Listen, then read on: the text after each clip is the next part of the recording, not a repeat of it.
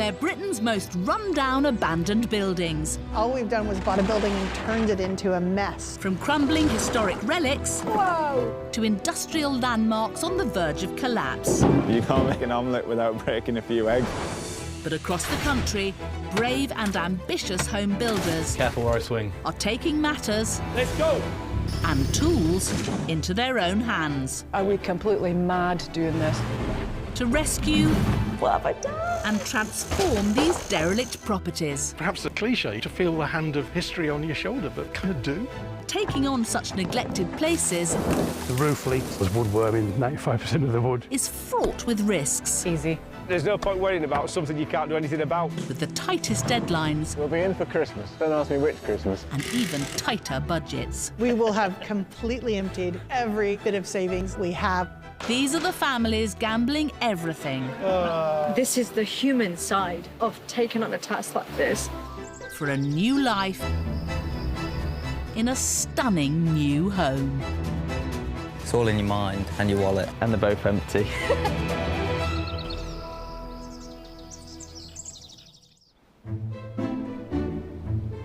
Six miles north of Hadrian's Wall lies the pretty village of Wark in Northumberland, which has been home for Alan and Anne James for more than 20 years.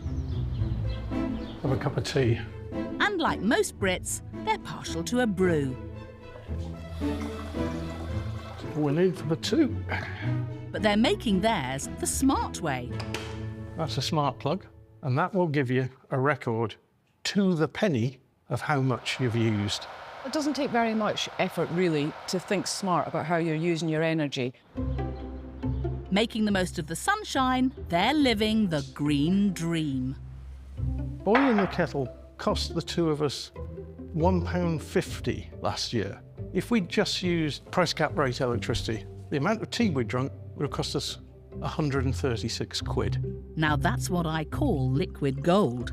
And it's not just their tea that's on tap. Totally free energy from the sun is going into the car. It makes me happy every time I drive past a petrol station. I love it. Now, these eco-crusaders are channeling their green credentials into their most ambitious project yet. One they've had their eye on for a while. It's literally in our front garden. When it came up for sale, when it became redundant as a church, we had to buy it. Yeah, we've looked at this building for 20 years and it's great to be able to repurpose it and give it another use. They've stumped up almost £200,000 to seal the deal on this 19th century Presbyterian church. But it's been a baptism of fire. When we first bought the building, we soon discovered the vestry, the floor in here had complete dry rot, so we had to take the whole lot out. I think you could say the floor here was held up by the grace of God, rather than any engineering. So because the kitchen is going to be underneath the mezzanine, we need to think about how the lighting is going to be over the kitchen island. You've got to think about what it's going to look like at night. Blessed with a budget of £300,000, they're on a mission to convert this old, cold building into a state-of-the-art passive house. Built to the most stringent requirements for energy efficiency, they're the gold standard in eco-friendly homes. We can more or less say exactly where the sofas are going to go, and then we need to think about the heat mats going underneath. The graphene heat mats in the floor only need to go where furniture isn't. Yeah, so if, for instance, there's a sofa over there, we don't want a heat mat underneath it. Alan's already a leading light in the green tech industry, but if they succeed, this will be the first time a former church has been converted into a home which meets passive house standards. This project, rather like the work we've already done at our home, is about putting our money where our mouth is.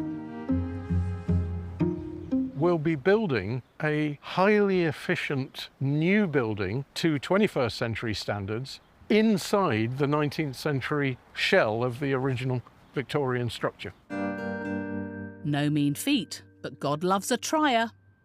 So as well as churning out artistic creations in her bijou studio, solar-powered of course, Anne's stepping up to the plate as project manager to keep their big green dream on track.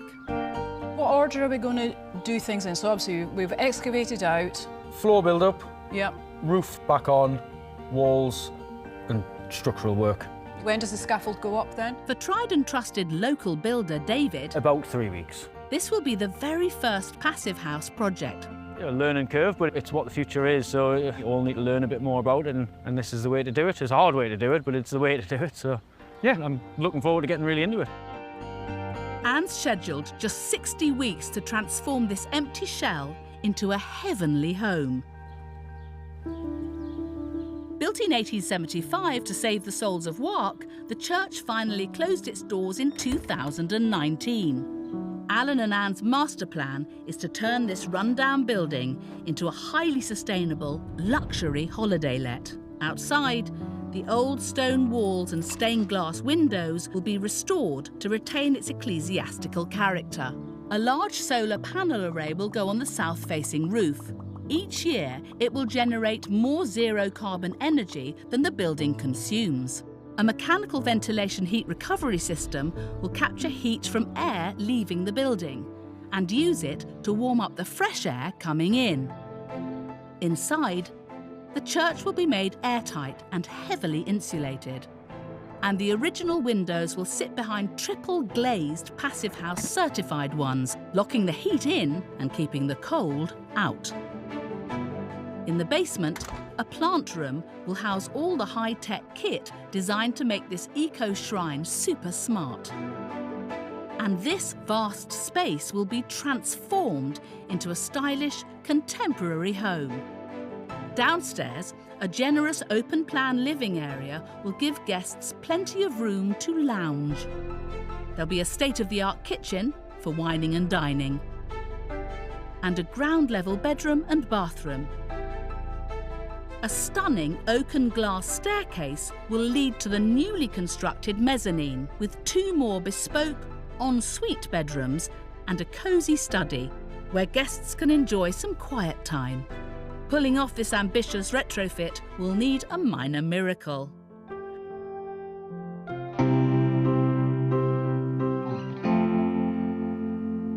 But there's something written in stone, quite literally, that's fueled their passion.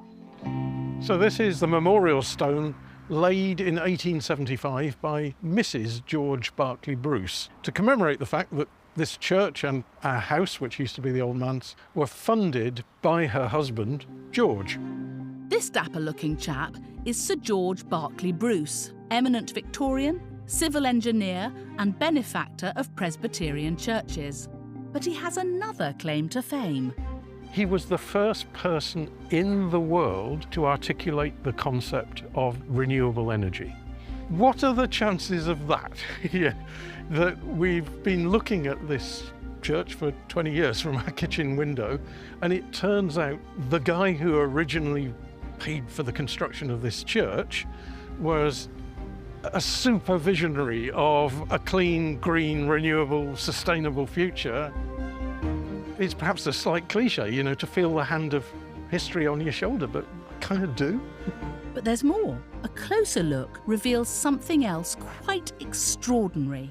What does he have in his left hand but the original architect's sketch for this church? This guy here saw it all in 1887. We're going to make it happen in 2023 in his building. So with the legacy of Sir George watching on, Alan and Anne have given themselves just 15 months to convert this drafty old church into a home which will ultimately generate more energy than it consumes.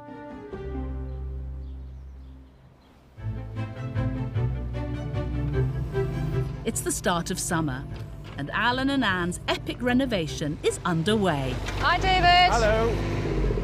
How are you getting on? All right, man. You're almost there. Halfway, nearly halfway. Making a lovely trench through my lawn. I know. While builder David lays that all-essential pipework, an army of heritage specialists get started on the church to restore this dilapidated building to its former glory. We're busy taking out these windows. Most of them are in with lime mortar, which helps. Little bits of Portland cement, which horrible. Makes it a bit harder to chisel out, but also it can damage the stone. This is one of the areas that's had heavy cement piping on it. You can just lift off this cement in places because it's caused that much damage. Cement has clogged the arteries of this building, so stonemason Gary and his team are repointing these crumbling walls with the traditional and more breathable lime mortar. There's a real progress. I mean, you can see quantity of wall that was all concrete and is now back to lime. It's going to obviously be newer than the original, but no, it'll weather nicely and it'll match in with the building. I'll leave you to it because you've got a lot of wall to do. But just as they're off to a flying start, the great British weather puts a spanner in the works. Torrential rain, so here we are. That is typical.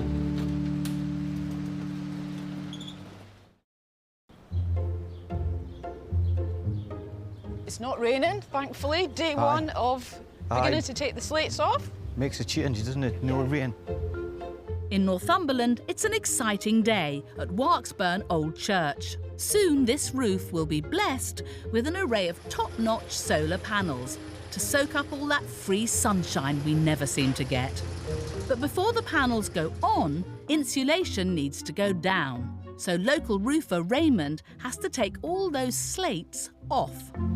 So what's your plan, Raymond? Stop at the top, work our way down, Okay. and then see what the structure's like basically underneath, and then we'll see how they're fixed and put them back, so we can put them back exactly the same way with it. To stop the budget going through the roof, Anne's keen to salvage and reuse as many slates as they can. When I say they... My role today is purely supervisory. I'm not getting up on the roof, that's for sure. But obviously interested to see what he finds when he takes the slates off. Up you pop, Raymond. At least you're a few steps closer to heaven.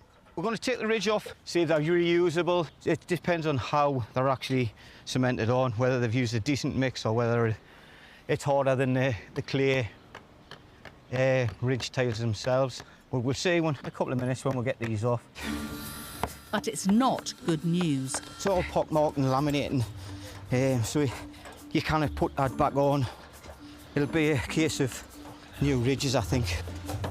Got to last another 100 years, you know, so it won't last. It won't last another 20 years. It's knacked, really. So that'll be put to one side, skipped.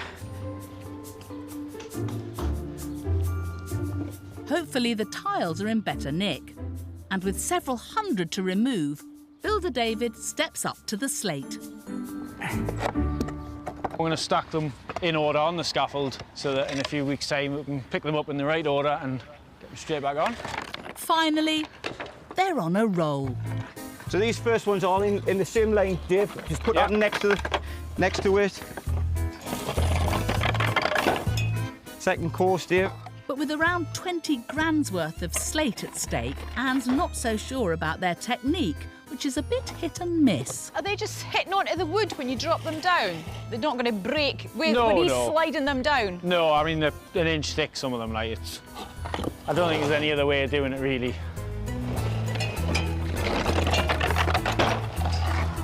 It's a way of finding out if there's any faults in the slate. If they've got any veins in the slate, and when it hits there, it'll just split in half. If they break, now's the time to break them, isn't it, really? I guess that's one way of looking at it. The slates are coming off all right. Slates are fine. They're the best slates you can buy. Yeah. Can't get any better than these.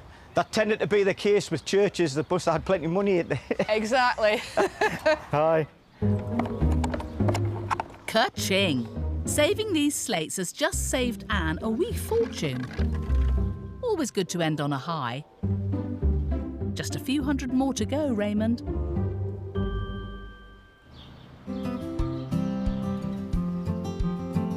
Three dings of the bell, please. That doesn't mean tea break. As summer morphs into autumn, they're making good progress. The roof has been stripped and the church walls shrouded in 3 layers of heavy-duty insulation to make this old building airtight and warm. But they're still a long way from the finish line. That's not too bad.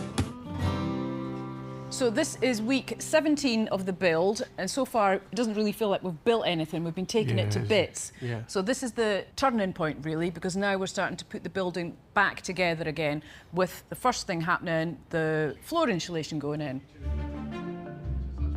This insulation is manna from heaven. Without it, around 15% of this building's heat will disappear through its vast floor. But Alan and Anne have discovered something pretty cool to help keep the heat in. And today, a much-awaited delivery, all the way from Holland, has arrived. Spewing out of this truck is GeoCell, made from recycled glass.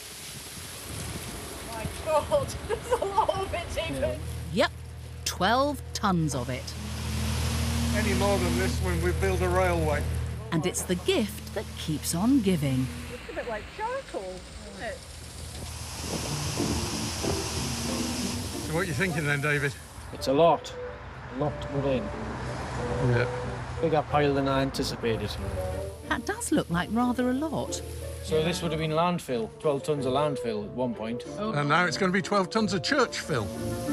What I want to know is how they're going to get all that in here. I don't know. I really don't know. Half the church has disappeared behind it as well. Yeah, so when I come back from work tomorrow night, I expect to see half of it, at least half of it gone. Yeah. Half of a half, maybe. Half of a half. Yeah. We'll have a go at it in the morning, make a decision. Yeah. Good plan, David. Let's sleep on it.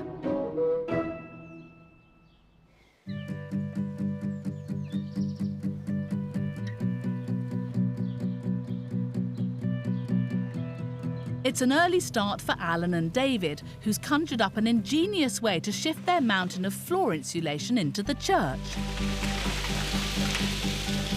Through the arch window. I kind of like the way it's happened, you know. So we've had the high-end stained glass specialists take the window out for restoration. What's that left us with? A helpful hole in the side of the church. Yeah. What do? Stick a conveyor through it. Yeah. I just love it. And the stuff they're shoveling in is like gold dust. This is GeoCell. It looks like hardcore, but it's as light as a feather. This was beer bottles in Germany. It's basically glass that's reached the end of its recycling life cycle. It cannot be recycled as glass anymore. Gets turned into this in a super hot furnace, and it's incredibly thermal insulating, and it'll basically keep all the warmth that's in the building where it should be, rather than letting it leak out into the ground. It's good stuff. There's just one small problem. Here's the $64,000 question, and I expect it is about that kind of money. Have we got enough of the stuff? I'm not sure. So I'm starting to get a wee bit worried, but it's hard to gauge when it's in a big pile like this. To stop this job grinding to a halt, they need enough for 4 tightly compressed layers. Our finish height is there. I mean, that'll go down, what, 30%? I absolutely cannot tell whether we've got enough in that pile. No, I don't know. They're not getting top marks for maths, but there is one way to guesstimate. Very interesting to know how many bottles this is. Yeah, well, it's come from Germany and they drink a fair amount of it there. So think of this as well, you know, a fraction of an Oktoberfest. About 1 million recycled beer bottles, then. That should do it. So here we are on the 3rd layer. There's been 1 layer in, tamped. 2nd layer in, tamped. On the 3rd layer now, that'll be compacted. There'll be a 4th layer to go on the top. And thankfully, there was just enough beer consumed to fill that floor. Top job.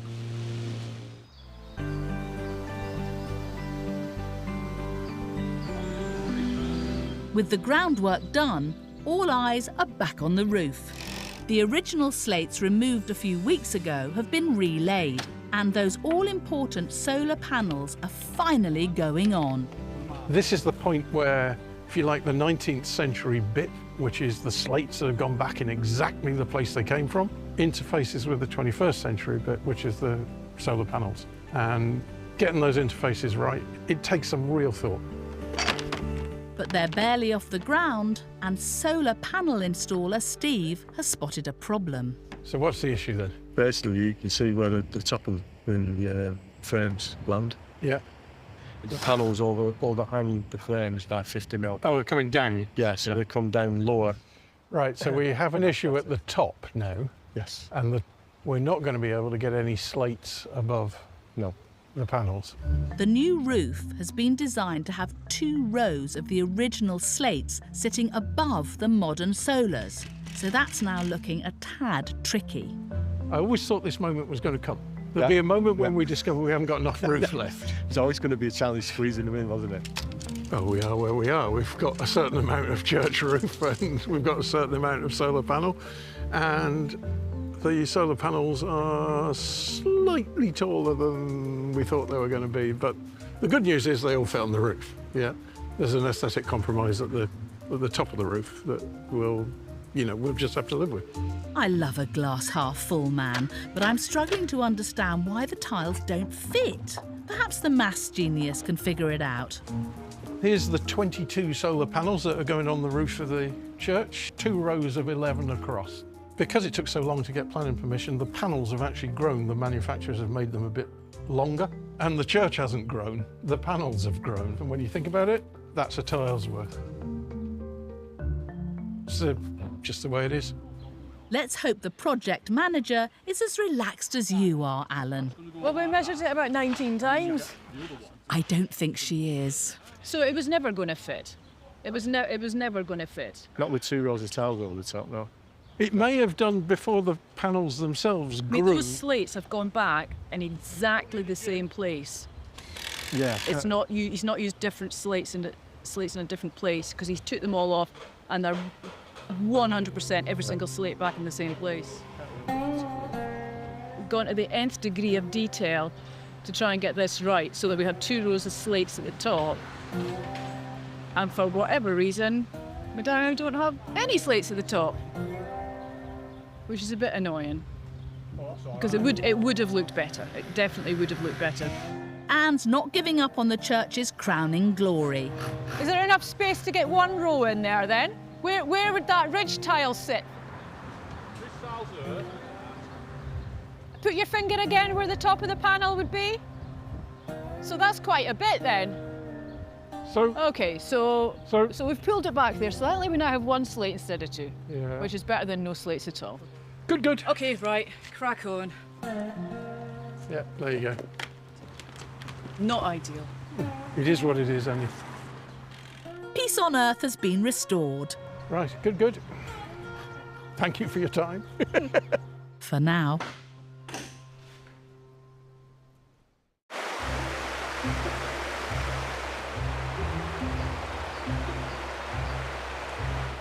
Super exciting right now, isn't it, Annie? Yeah. There's so much going on. Yeah. I'll be glad to get on the inside and get walls up. In Northumberland, after the small hitch that was Slategate, things are back on an even keel for Alan and Dan. But they're about to get messy again. So this is kind of the calm before the storm. So it'll never look this clean again, floor-wise. So all the recycled glass insulation, 750 mil of it, is under this wrapper. Think of it as wrapped in a blanket. And then the limecrete is going to get poured on top of that. There's an army of blokes with wheelbarrows outside to wheel in. How many tons is this for? I have no idea. I think it's 40 tons. Here goes the very first barrow. Limecrete is the thinking person's concrete. It's more breathable and a lot more expensive. So this needs to go smoothly. Oh, they're coming thick and fast now. All right, Right, so here we leveling, go. First bit of raking at yeah, him. we maybe better get out of the way now, I think. In your own time, Alan.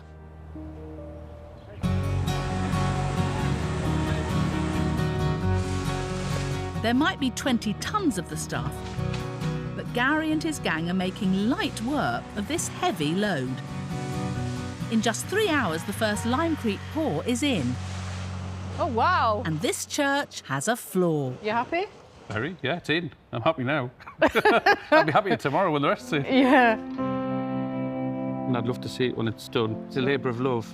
I don't know many people who would. Definitely. Yeah. We're taking this on. The mix of the modern and the old is I know, difficult. sometimes It I is think difficult, are we completely mad doing this, but it'll well, be quite worth possibly, it. but in a good way. Exactly. We'll have to have a grand opening. Grand opening. Grand opening, yeah. Very nice.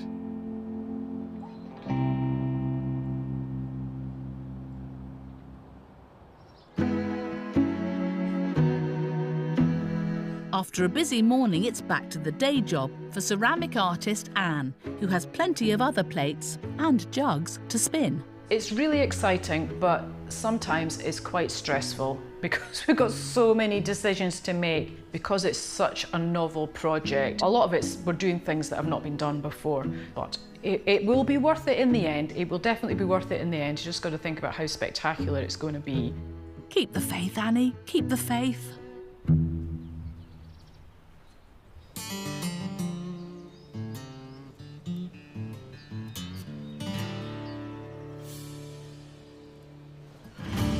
Over the next few months, This building's getting its Christmas present. Yeah, it's getting its first floor. Alan and Anne's passion project steps up a gear. The timber frame is fitted over those triple insulated walls, and a new mezzanine level is created. Up on the roof, changing the ridging system creates space for 2 rows of slates. It's as I wanted it. Great result. The mechanical ventilation heat recovery system, You got him? or what looks to me like a funky new chimney, Whoa, that was me, nearly dropped it on your head. is fitted with laser precision. Dave, I'm gonna have to let this come down. Yeah, go for it. The pipe looks twisted. Aye, we're there. And after 6 months in rehab, the church's spruced up stained glass windows are restored to their rightful place. It's great to see these windows now fully in. It's kind of given the soul back to the building. But if this house is to run with next to no heating, those old Victorian windows are going to need some heavy-duty backup. I think this is the truck. Good, he's on time. After a series of delays, it's the day Alan's been waiting for. His precious cargo of 15 Passive House certified doors and windows, all the way from Austria, has arrived. These are absolutely critical to the Passive House performance of the building. Without airtight windows, this building could not be certified as a Passive House. So they have to go in, and they have to go in right. This is impressive packaging, really impressive. And there's the doors. Wow. But his initial excitement soon gives way to nerves. And with 20% of their renovation budget sitting on this truck, I'm not surprised. This is the bit I'm really not looking forward to, seeing this coming off. There's tens of thousands of pounds worth of Passive House window on this pallet, and a big chunk of metal getting very close to it. I don't think that's central enough. One slip now could knock this tightly scheduled build off track. We ordered these windows in November. It's now mid-April, so there's a lot riding on this. This is probably the most stressful day of the whole build. The first load is safely on the ground. Those guys have clearly done that before. But Alan's not taking his foot off the pedal just yet. Each of those doors is about 5,000 quid. So the last thing I want to see is them pull it. I'm not liking the bend on that pallet. I'm really hoping that gets on the ground before that pallet decides it's had enough bending. You're making me nervous now.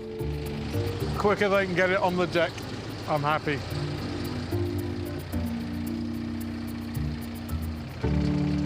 And breathe. Cannot tell you how relieved I am at that. I'm delighted to see nearly 50,000 quid's worth of windows and doors on the ground. Getting them off the truck's the easy bit. Yeah, now they've got to be carried in one by one and installed into their location. These will be cut to flush with your kit. Yeah. And then the windows will go and sit on top. Yeah. So it's airtight from the inside, it's airtight tape from the outside as well. So basically we're building a submarine here.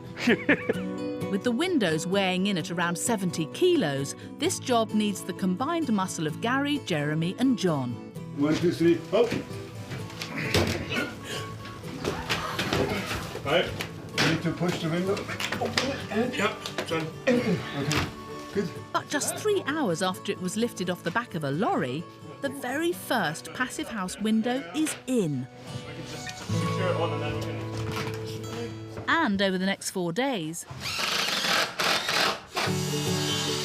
they pull out all the stops to fit the remaining windows in front of the Victorian originals. They're airtight sealed to the new super-insulated internal structure, so they'll lock the heat in and keep the cold out. All the airtight now. Very happy. Yeah, that's good. Excellent. Relieved. Good. For Mr. Energy Efficient himself, it's money well spent as he inches ever closer to fulfilling his big green dream. So this is a really exciting moment. Without this building could not be certified as a passive house. This is absolutely essential for passive house certification. But they're not quite over the line yet. I'm just kind of going around, double-checking things like, for example, this pipe here, which is, it was done a long time ago, but it's had quite a lot of movement on it, so just checking all the tape's still down. To qualify as a passive house, this converted church must meet strictly defined standards for airtightness. So today, it'll undergo the most stringent of tests. So the air leakage test is happening today, and we couldn't do that until all the windows were in. So these are all, hopefully, this is an airtight seal here. So we can't put any plasterboard or anything on until the airtight test has been done. So the guy's coming today, and hopefully that will be a success, and then we can get on, cracked on with putting plasterboard up. This leak detection test will determine whether they're on track to achieve their dream of creating the world's first passive house home in a converted church. Everybody says you always fail it first time, but the point of today is to find out if we've got any leaks, where they are, so we can fix them, because once the plasterboard goes on here, it's too late. And this time, it's builder David who's feeling the pressure. I'm just terrified of failing. That's what it is. Simple as that. The tiniest of pinpricks will allow air to pass in and out of the building. So Alan, Anne and David are taking no chances. Where these battens have been put on, you can see there's special airtight foam has been put where the screw has gone into it so that there's no leakage from the screw having penetrated this membrane. Where there's a staple gone in, the staples have also been taped over as well. Well, it's squeaky bum time, folks. Yeah, grab that. That'll be good. Because Ian, the man tasked with detecting the tiniest air leak in this vast space, is here. We measure up, right. get the measurements, get the volume, so we've got that in place. Yeah. We'll then install a fan, and we're going to choose the front door to put the fan in. Right, OK. What the fan's going to do is draw the air out of the building. Yeah. And which means that also the air's going to come in through all the gaps and cracks. Right. If it leaks, that yes, is. Yeah. Because it may not leak. Yeah, who knows? It may not leak. The last thing they want today is a drafty house. Windows closed. With the church now more tightly sealed than a drum, it's game on.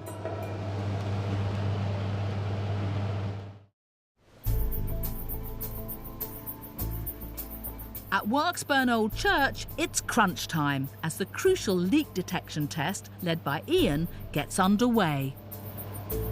That is pulling, isn't it? It really is pulling. To meet the minimum standard required for a passive house conversion, they need a score of 1 or less. There's nothing so far. Everything's looking good. The air's behind the barrier, which is good stuff. Sometimes you get puncture holes in the membrane, and you can feel those, but everything's looking good so far.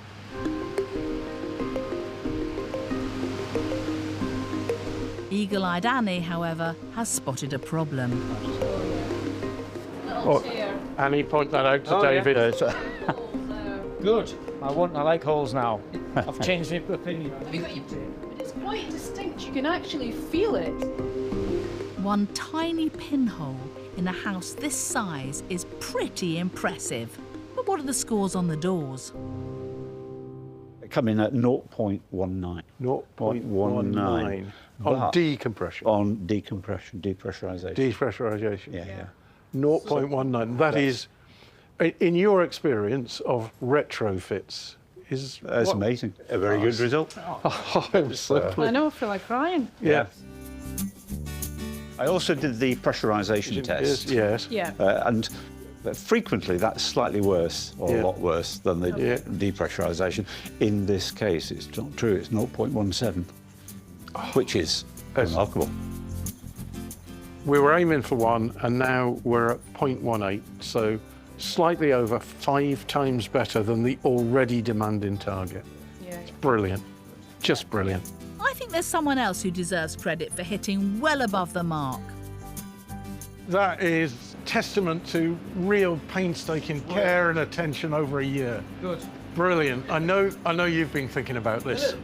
Yeah. What a result! It means this building is now 50 to 75 times more airtight than a typical UK house, making it incredibly energy efficient. This is really important. You've just told me that with this level of airtightness, this building won't need any heating. Well, I'm not an expert. No, but I would suggest that you probably use very little, if any. It's the boost they need to get them over the finish line. For us, this is a really important day. This is kind of the day it starts to become a passive house today. Yeah.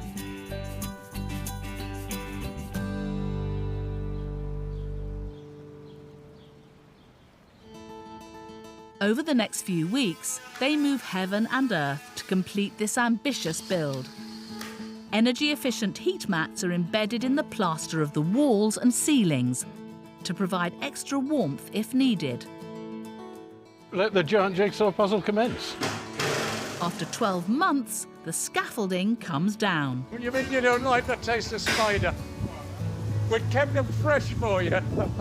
Decorator Joe gets into every nook and cranny. She's utilising her Pilates skill. And Warksburn Old Church is almost guest ready. Excellent. Good.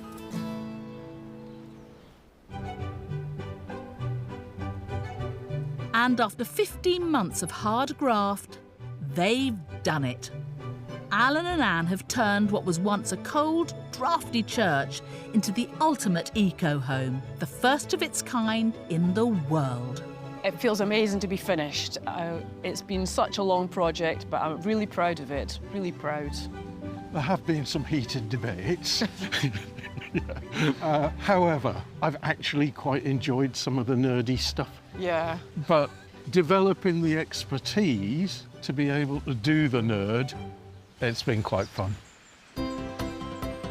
Outside, the church looks almost the same as it did 200 years ago. But step inside, and it's a total revelation.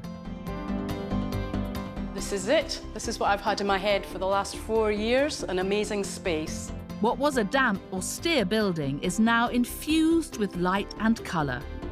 Alan and Anne have created a stylish, contemporary home without sacrificing the building's ecclesiastical splendour. So obviously the first thing you see are the stained glass windows. They're just really beautiful. The colours in the windows are what inspired me for the interior of the whole building. The green, blue, yellow and orange of the windows. We wanted to keep at least one area of the building that showed the original 10-metre height of the church. And shining down on them is Anne's pièce de résistance, a magnificent porcelain light feature, perfectly aligned with the old rose window. I knew I wanted something really spectacular for this space. It's something also practical that is going to light the area.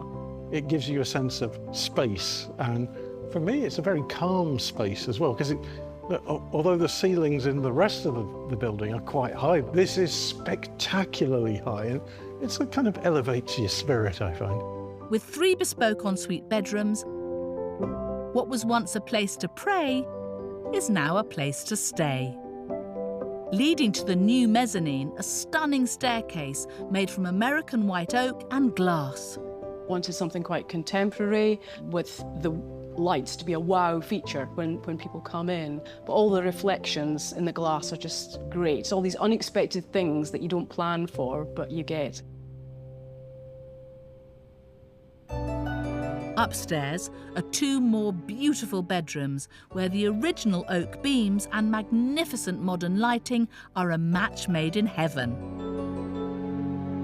It's a place where every room is full of surprises. For space-saving purposes, we've got glass pocket doors upstairs into the ensuite. Beyond the bedrooms, a gallery exhibiting work from local artists. But this is a home where what's not on display is just as important. For me, the building is also about what you don't see. It's all the smart technology that's buried in the walls. It's the insulation, it's the air tightness that enables the building to tread so lightly in energy terms. It ticks every box, but at what cost? We set out with about $500,000 in mind. That's 200 to buy it and 300 to convert it. It rapidly became clear to us that we could do it for that money, or we could do a best-in-world job. We've ended up spending around about £1 million. 1/3 on building, 1/3 on green tech, and 1/3 on just making it wow. It's a small fortune, but this place is already worth its weight in gold. The energy costs to run this building are next to non-existent. For the last 8 months, we have bought £3.74 of electricity from the grid. A home that costs almost naught to run. That's worth celebrating. What's a good name for a crisp packet? Russell. Hi! Sounds like Ems. And joining them is their daughter Emily. Wow. Who's back from university. Nice to be back. Lovely that you're home. It looks amazing. Looks so good. I love the lights, but they do look like church candles, don't you think? They do a bit, actually. I've not thought about that before. Yeah. And someone else who's glad to see this epic project done and dusted is builder David. Welcome to a large empty space with no scaffolding in it. There you very go. much. Congratulations, Fizz. We absolutely could not have done this project without you and your attention to detail. It's a very different project to anything we've ever done. So yeah, I'm very proud of it. At risk of being emotional here, you have every reason to be proud of this. I reckon this tenacious couple deserve a pat on the back too. Anne is, for me, 3 things. Most importantly, she's the love of my life. She's a brilliant artist and she's a superb organiser. And her organisation and artistry has come together in this building and I love it. And I love her. I think this project has just reinforced what I already knew about Alan, that he's extremely determined. I'm very proud of his stamina and determination to take everything on board. But for Alan, the party's not quite over. Yet. There's just one more person who ought to be remembered right now. And here he is, Sir George Berkeley Bruce, the original benefactor of this very building, which you can see in the architect's sketch in his hand. This building is partly about the story of renewable energy. We've done it physically in the building, but the person who first envisaged it, Sir George, we kind of like his presence here. In a sense, it's, you know, he's coming home.